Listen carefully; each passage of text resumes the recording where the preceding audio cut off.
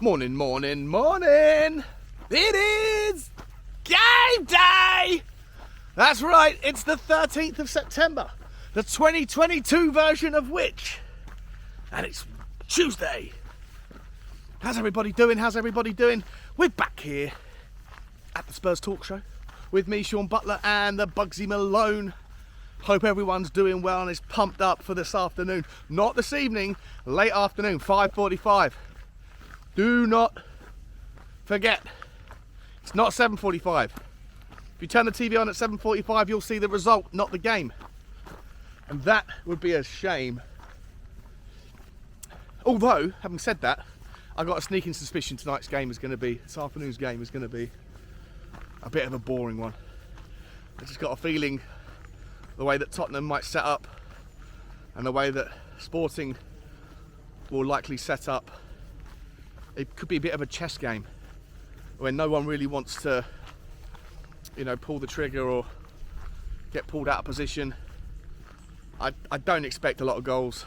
I could be way wrong, could be very, very wrong. Excuse me.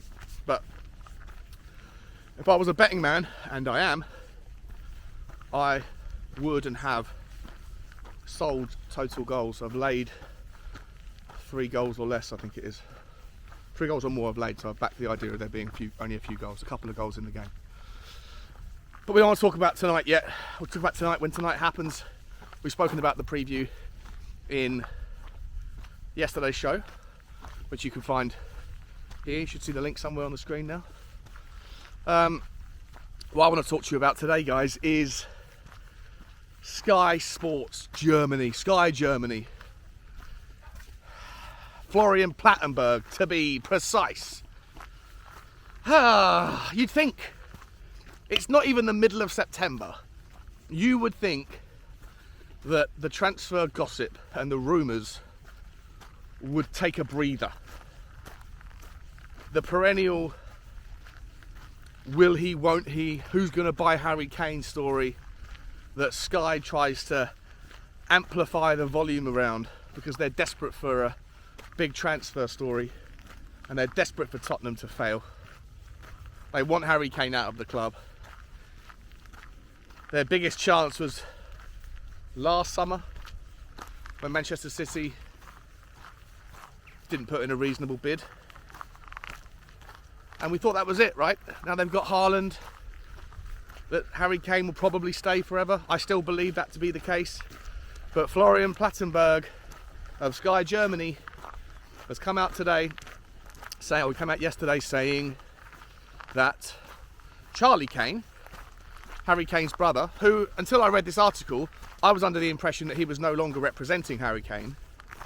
But Florian Plettenberg says with 100% certainty that Charlie Kane has spoken to Oliver Kahn, the CEO of Bayern Munich, and all of the upper levels of management about Harry Kane's future at Tottenham, knowing that he only has less than 2 years now on his contract, and that next summer Bayern Munich may or may not be interested in buying Harry Kane, depending on how well their current forward line does. Their forward line that consists of Sadio Mane, Sane, Coman, and Serge Gnabry. So, he said on it, Bayern Munich has always been a number 9 club, and that they obviously haven't got a traditional number 9 since Robert Lewandowski went to Barcelona. And they have to wait and see how their season pans out, both in the Bundesliga and in the Champions League. And if they don't succeed, if for whatever reason it feels like they are lacking something up front, then they would absolutely investigate and potentially act on the availability of Harry Kane. Now, on the one hand, it sounds to me like it's just Sky doing Sky things, trying to concoct a story.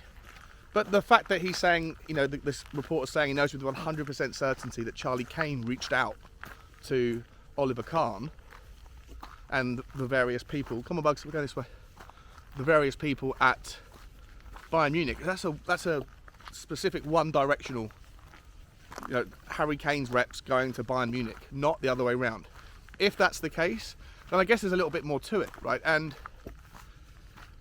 on the other hand, you'd think that Harry Kane, he's so close to breaking all the records. Like he must be breaking records for the amount of records that he breaks. Every week, every goal he scores is another record. Goals against certain teams, or goals for Tottenham in certain competitions, goals away from home in the first half of the season. Whatever it is, Harry Kane seems to be number one, or very close to number one, for absolutely everything to do with the Premier League and for Tottenham, right? And so when the Haaland story materialised and the Man City transfer from Harry Kane broke down summer before last, or last summer, like a year ago or so, then most people presumed that Harry Kane, that was it, right? That he's probably going to stay at Tottenham because he'll want to break the records. But you have to ask yourself, really, like, what's more important to him?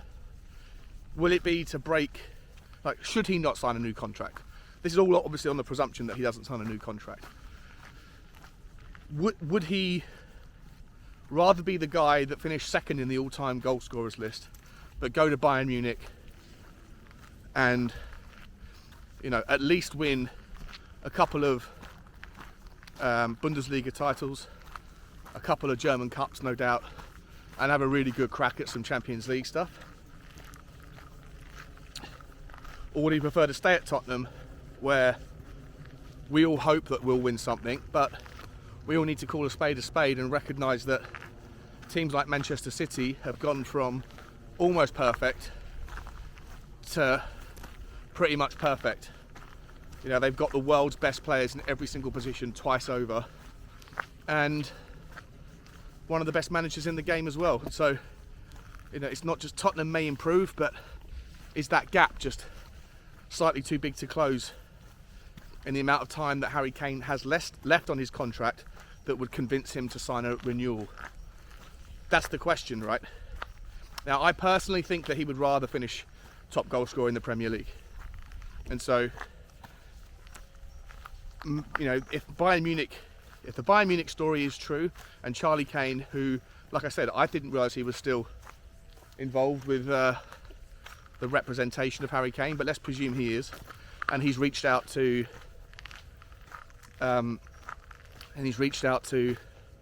Oliver Kahn at Bayern Munich, then could you make the same assumption that he might have reached out to other English clubs? Is he keeping an eye on Manchester United? Personally, I don't think Manchester United is anything like a step up. I think it's a step down. But depends, I guess, on what Ten Hag does over the next 12 months. Was there any chance he'd go anywhere else? I don't think you could see him going to Chelsea. I don't really think you'd see him going to like a Newcastle or anywhere like that. He's not that sort of mercenary. So for me, it only has legs.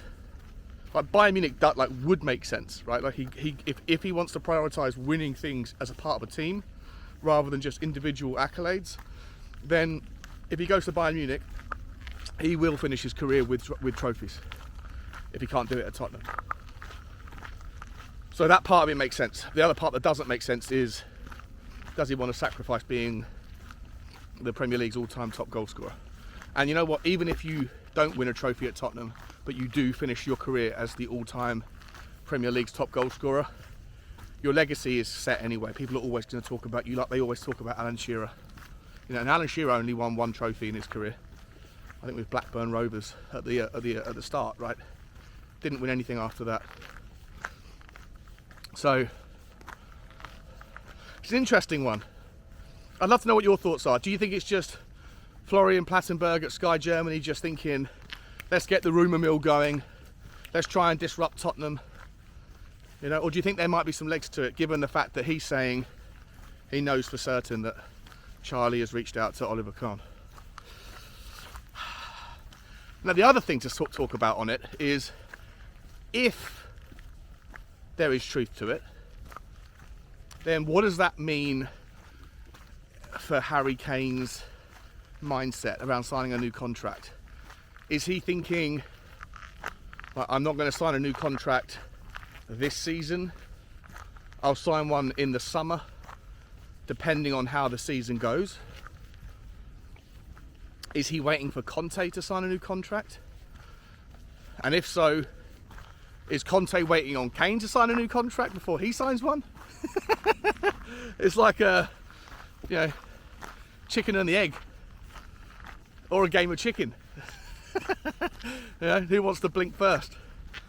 I don't know, but I think what it does tell you is it adds more, more weight to how consequential this season could be for Tottenham in terms of our immediate future and our kind of medium 4 or 5 year plan.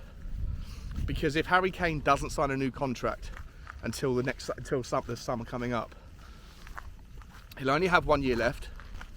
In January 2024, he could sign on a freebie and go wherever he wants. And when you think about the fact that last season Harry Kane was valued, in Daniel Levy's eyes at least, at 150 million, and Manchester City, didn't bid anything more than whatever it was, 100 million, 110 million. But let's meet in the middle and say that the real valuation of him was around 130. Who knows, but let's say that.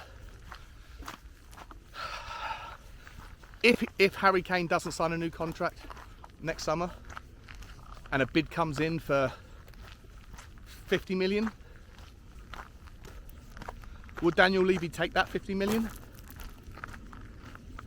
Because if he doesn't take it, and Harry Kane and his representatives decide to not say anything and then just quietly go about getting a massive major payday for themselves for the last major contract that he will sign at 31 years old, 30 years old, whatever he is, then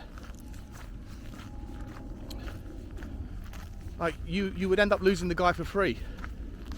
And that's a massive write-down, isn't it, in asset depreciation, from 130 million pound 12 months ago to zero 2 years later, 3 years later, or 50 million quid 2 years later, if the bid came in. Do you think that Daniel Levy would take the money, depending on who bid for him? If it was a foreign team, do you think Harry Kane would leave? I don't know. Me personally, I hope that Harry Kane has his head in the right space and his eyes on the prize, and sees the project that Tottenham are building, recognises that Rome wasn't built in a day. And I'm not talking about the 22-year Daniel Levy project, I'm talking about the Conte Paratici project. That's going to take time, and we are moving in the right direction regardless of what happens this season. And that Harry Kane would like to see out his career as a one club man and be forever adored and loved and recognised as one of the greatest goal scorers in the game, in the history of the game, who prioritised loyalty to his boyhood club. That's how I'd like to see the story finish, and to see him lifting a trophy, a significant trophy, not a Carabao Cup, a Champions League or a Premier League at Tottenham. That to me is how the story should play out, but I don't know if necessarily his advisors would see it the same way. Love to know what your thoughts are, guys. Like, share and subscribe, hit that notification bell, and leave a comment in the section below, and I will see you later this afternoon as Tottenham take on Sporting Lisbon in round 2 of the Champions League group stages. As always, guys, bye bye.